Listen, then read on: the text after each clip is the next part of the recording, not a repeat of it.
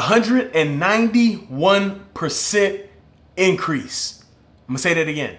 191% increase in player development professionals in the role from when I started in 2016 in college football to this season of college football. 191% increase.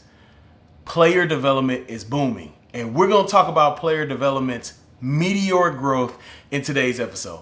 Hello. My name is Ed Jones II. I'm the founder of Beyond the Field Player Development and the host of this podcast that you're tuning into, the Player Development Pod. Thank you so much for tuning in. And you clicked on this. Either you're on YouTube or you're listening to Apple, Spotify. Shout out to our Amazon music listeners. Like we got numbers running on Amazon. But anyway, you're listening to this podcast because you saw that. You're interested in player development's growth. And it is incredible. Now, I did not do stats on the overall growth compared to other positions, but player development has to be one of the fastest growing positions as it pertains to college football. Now, is player development growing in other sports? Absolutely. And if you're here from another sport, you want to listen to player development, stay here. We got a lot of resources for you. Now, I talk about what I did. I was in the college football space at 3 universities for 6 years. So I talk more about college football, and these stats will be college football because when I look at player development, athlete development overall, most of your professionals are in college football and professionally in the NFL. Now, those numbers are changing. Other sports are picking up. So I'll just kind of stick to what I do. But don't be discouraged. Player development is growing immensely across the world. I met someone from Australia who literally does player development for Australian football team there. And he just reached out. He's like, hey, we saw player engagement, player development in the States, and we thought we'd create our own program. So this thing is growing immensely. Shout out to Lamont Winston. Check out this podcast right here. He is in England, in the UK right now with the NFL Academy. He was a long time player engagement director in the NFL. Now he's helping players who are coming from different countries learning how to play football, but he's leading player development efforts there in UK. So it's growing. It's immense. I'm excited. And hey, I'm here for you all. If you're interested in it, you need to know more about it. The course link is down here for Beginner's Guide to Player Development, and email me and let's talk more. Now, before we get started, I would like to shout out today's sponsor of this podcast. The sponsor of this podcast is our friends our friends could be you. If you want to sponsor this podcast, send me an email and let me know. All right, let's get started. Okay, so we're going to break down this growth into 3 topics or 3 areas. We're going to look at the individual positions of player development. We're going to look at something I call a +1 staff.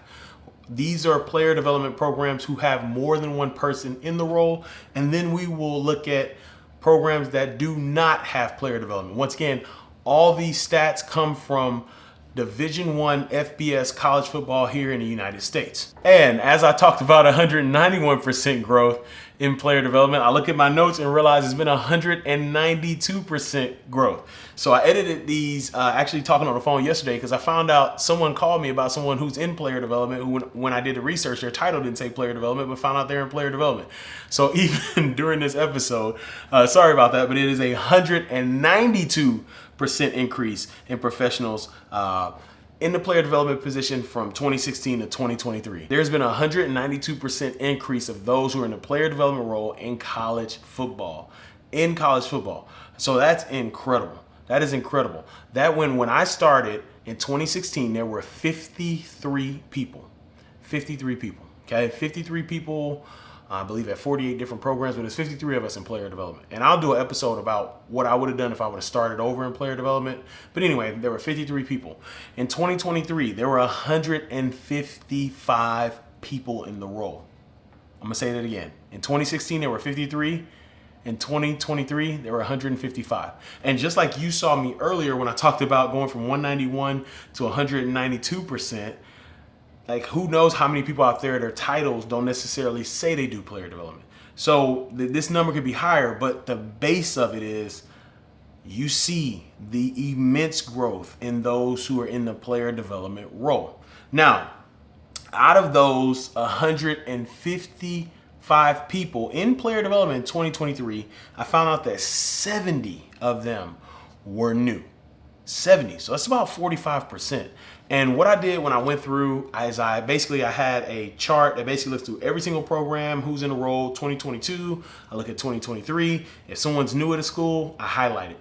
And so in highlighting this, a little bit of this was transition. Maybe somebody went from a school to another school, but that's not the biggest thing.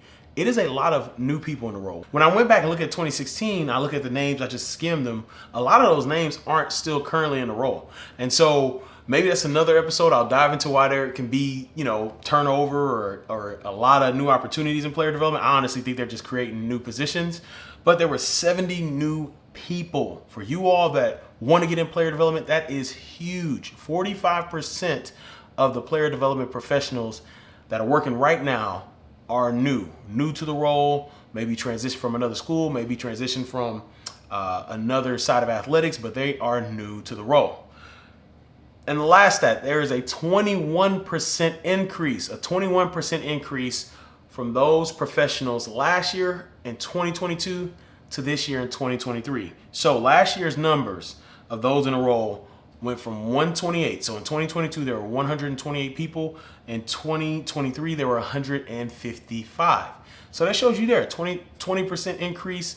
I believe it will continue to go. I'll talk about my observations and what I think will happen next at the end of the podcast. But that is when we talk about positions, those are the numbers you need to know. Now, let's move to the plus ones. Once again, plus one is anyone that has more than one person on a player development staff. So I will call it player development staff, but I just call it plus one. You call it whatever you want to, but here are the numbers. This one is mind-blowing. There has been a 483% increase in the plus one player development staffs from 2016 to 2023. 483% increase. So when we're talking about that, not only has professionals grown, but now professionals are getting help. Unfortunately, I never got a chance to get an assistant in player development or someone to work with me full time. And it was what it was. It is what it is. But that's encouraging for a lot of people. So in 2016, there were six programs that had player development, more than one person in player development. In 2023, 35 programs have more than one person in player development. And we'll talk about what that number looks like here in a little bit. There was a 59% increase in player development staffs or plus ones from 2022 to 2023.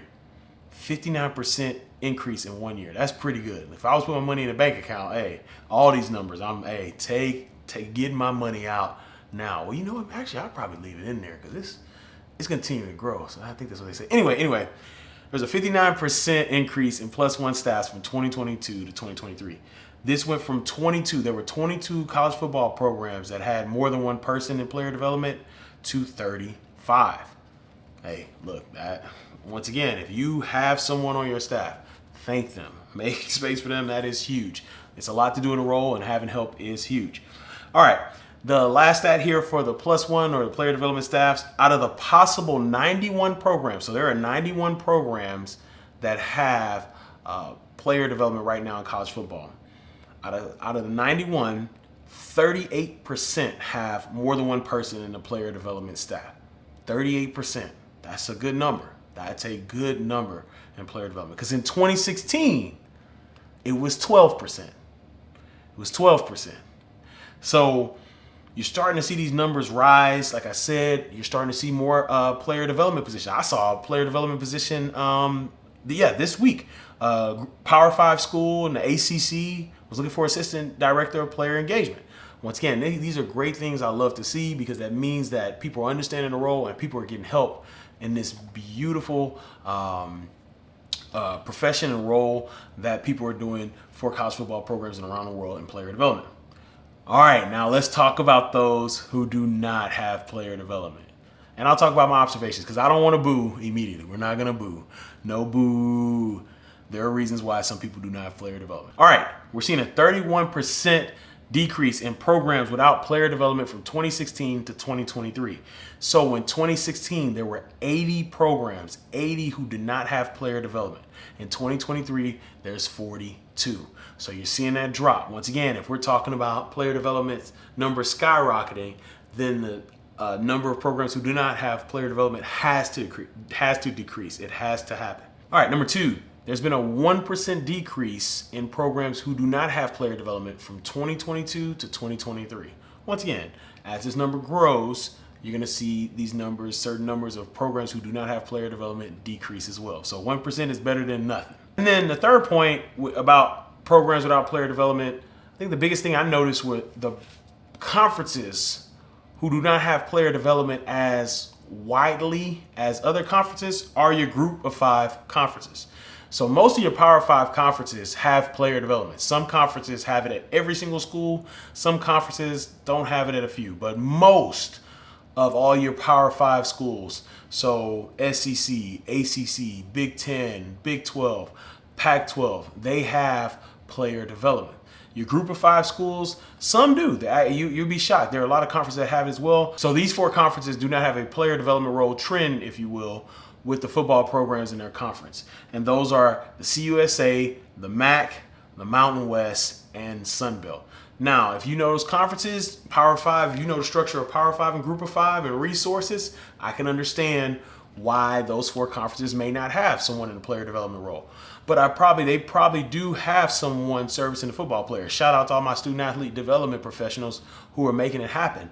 And so I'm pretty sure all these schools, these conferences have someone to service football players, but resources they're not the same as these Power 5 schools where they can dedicate salary or positions or resources for someone to specifically be just with the football team. All right, well, there it is, 192% increase in the player development role. That is incredible. 192% increase. And if you're looking to get into a role, and maybe it's your first time you ever heard about player development, maybe you're transitioning, please check out, the link is in the show notes, my Beginner's Guide to Player Development course, which was created to help those who want to get into player development so no one was where I was in 2016, needing 2 years to set a foundation. Actually, you know what? Check out this video right here that talks more about the Beginner's Guide to Player Development course.